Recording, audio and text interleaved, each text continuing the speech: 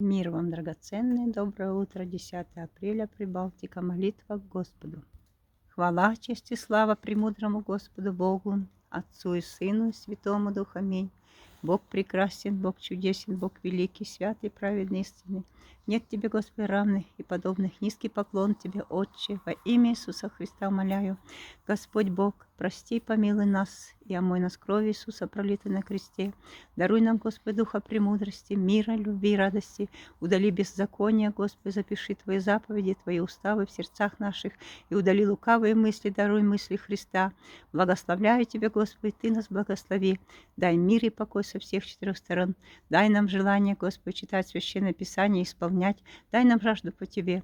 Благословляю Тебя, Господь Бог, и Ты нас, Господи, благослови, и ангелами святыми окружи нас, Господи, со всех четырех сторон, и веди нас, Господь, на исполнение воли Небесного Отца.